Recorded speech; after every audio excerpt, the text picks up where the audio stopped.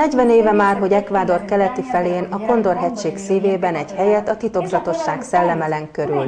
Ez pedig a Tájosz-barlang, egy rejtélyes képződmény, amely valami mást is rejthet a mélyén. Nézzük hát a videót! A Tájosz-barlang a Condor-hegységben található. Ahhoz, hogy beléphessünk az alagútrendszerbe és az óriási termekbe, több 100 métert kell ereszkedni egy olyan körülmények között, amelyek nem szívbetegeknek valók. 1969-ben a magyar származású Móricz János eljutott a Tájosz-barlangba, és jó néhány napi ott tartózkodás után közjegyző előtt foglalta írásba, amit ott talált. Az emberiség számára nagy kulturális és történelmi jelentőségű tárgyakat találtam. Külön figyelmet érdemelnek egyes fémlemezek, melyek egy letűnt civilizáció történelmét jeleníthetik meg. Ezt Alberto Borgesnek is elmondta az Ecuavisa egyik exkluzív riportjában. Hatalmas építményeket láttam a föld alatt. Nagy alagutakat, nagy termeket, emberi kéz által tökéletesen kidolgozva, és rengeteg tárgyat, amelyek felfedik előttünk az emberiség teljes történelmét a Földön. A Tájosz-barlang környékén élnek a suarok, akik elsőként fedezték fel a barlangokat, ahová az ott élő tájoszmadarak fiókái után kutatva jutottak el.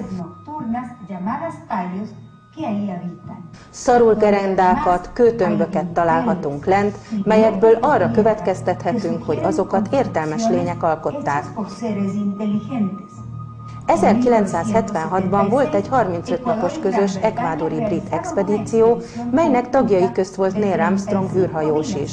Mikor kijött a Tájosz-barlangból, azt mondta a sajtónak, hogy a föld alatti világba tett látogatása felülmúlja a Holdon szerzett élményeit.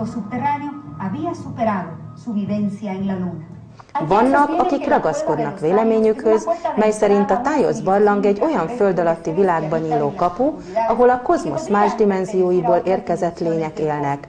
Egy expedíció éppen most ért vissza erről a titokzatos helyről, és azt állítják, hogy találkoztak ezekkel a lényekkel, akik fontos információkat vettek fel előttük.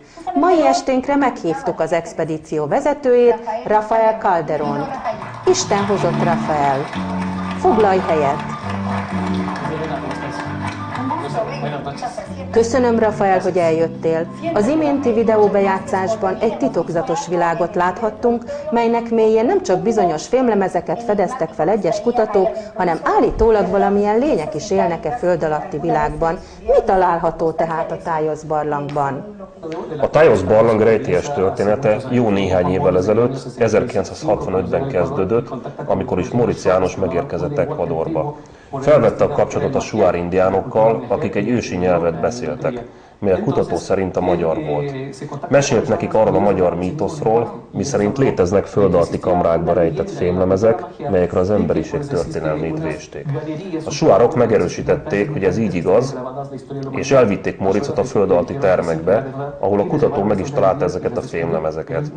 Még ugyanebben az évben, miután visszatért erről az expedícióról, megkereste az argentin és az ekvadori elnököt, mert segítségükkel szeretett volna egy expedíciót szervezni, hogy a világ elé tárhassa felfedezését. Sajnos ez nem vált lehetővé, mégpedig azért, mert Móricz kikötötte, hogy semmit sem szabad a felszínre hozni, hanem lent a helyszínen kell kialakítani egy múzeumot. Mármint, hogy minden ott maradna lent? Még most is ott van. Az időnk véges, és van valami nagyon fontos, amit úgy vélem mindenképpen át kell adni a nézőknek. Mesélted, hogy az expedíciót során bizonyos üzenetet kaptatok. Meséld el kérlek röviden a lényeget.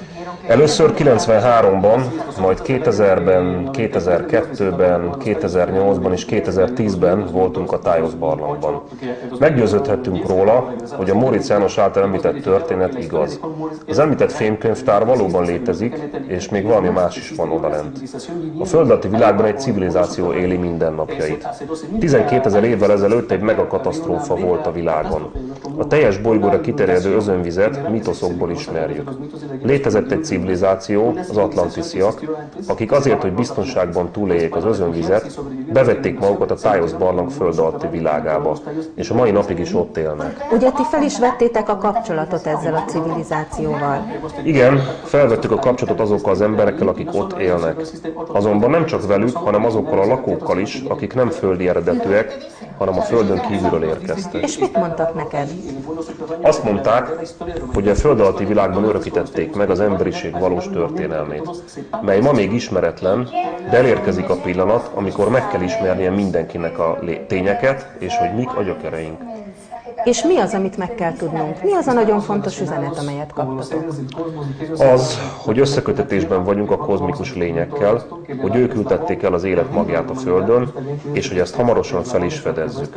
Azt, hogy az emberiség hiányzó láncszeme pontosan a Földön kívüli láncszem, és hogy civilizációnk nagy átalakulás előtt áll, amely a maja proféciák szerint 2012-ben válik kézzelfoghatóvá. Miből áll ez a nagy változás? Ez a felébredés egy újfajta tudatosság megjelenése, ugye? Így van, mindannyian egy új tudatszintre emelkedünk. Felébredünk Csipke Rózsika álmunkból. Mostanáig elmerültünk a társadalmi, gazdasági és politikai válságokban, de ha felébresztjük a bensőnkben szunnyadó erőket, mint például az érzékszerveken túli érzékelés, akkor ismét telepatikusan tudunk majd kommunikálni. Újra élednek látnoki képességeink, olvashatunk egymás gondolataiban. Ha fel tudjuk magunkban ébreszteni ezt a tudatosságot, akkor egy egészen más világban fogunk élni. Rafael, ezek a különleges emberek, akik felvették veled a kapcsolatot, hol vannak? Hoztál magaddal ide valakit, hogy megismerhessük? Nem, mivel úgy gondolják, hogy egyelőre célra vezető biztonságos távolságot tartani, és csak néhány emberrel érintkezni. Hírt adni létezésükről, és arról, hogy készül a terv. Ugye tudod, hogy nagy a kételkedés ennek a népnek a létezésével kapcsolatban, miután nem láthatjuk őket, és nem is beszélhetünk velük? Igen, de mi már elkezdtük építeni a hidat, amelyen keresztül kommunikálhatunk majd velük. Ez volt a dolgunk. Minek köszönhető a 2012-ben bekövetkezendő váltás a tudatszintben? Minek tudható be? Mi történik a kozmoszban, ami hatással van ránk? A maják azt hirdették, hogy 74-től kezdődően a galaxis központi csillagjából egy olyan energia érkezik, melynek ők a Hunab-Ku nevet adták. A NASA szerint a mostani klímaváltozás nem a fosszilis energiahordozók elégetésének következménye, hanem a galaxis központi magjából érkező sugárzásnak köszönhető, mely változásokat és mutációkat okoz az egész bolygón. Sőt, a Földdel egyetemben a többi bolygó is felmelegedést él át. És ez hogyan befolyásolja a tudatszintünk fejlődését? A Föld mágneses mezője változóban van, rezgése emelkedik, és ez minket is érint. Egy mutációs folyamaton megyünk keresztül. Felfedezték, hogy a gyerekek DNS-ében egy harmadik szál van kialakulóban. Az indigó és a kristálygyerekek figyelemre méltó képességekkel bírnak. Emlékeznek előző életeikre, telepatikus úton tudnak kommunikálni, a puszta akaratukkal tárgyakat mozgatnak. Ezek a föld alatti teremtmények, akik a földön kívüli lényekkel is kapcsolatba kerültek, hogyan néznek ki, hogyan mutatkoztak meg nektek? A suarok mitoszaikban említik ezeket a lényeket. Beszélnek Cunki, Lunki, Ivián és Arután nevű népekről, akik a föld alatti világban élnek. Kinézetre egyesek alacsonyak, kb. 90 cm termetőek, míg mások kb. 180 cm magasak, és vannak köztük 2-2,5 méteres óriások is. Te láttad mindannyiukat? Kapcsolatba léptél velük?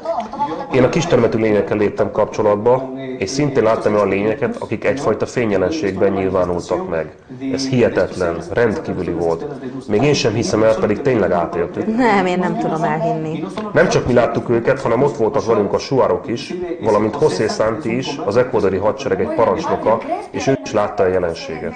Nos, tehát ezeknek a lényeknek az üzenete az, hogy legyünk tudatosabbak, spirituálisabbak, mert elkövetkezik a korszakváltás. Hogyan tudjuk ezt elérni? A jelenlegi válság szerintük a mi belső válságunknak a kivetülése. Olyan, mint egy hologram. Ha rendbe akarjuk tenni a világ dolgait, akkor előbb saját magunkat kell rendbe hozni. És ezt hogyan tegyük? 3 részből állunk, egy fizikai, egy szellemi és egy lélektestből. A társadalom sajnos nem segíti elő, hogy ezt a 3 részt együtt tudjuk fejleszteni.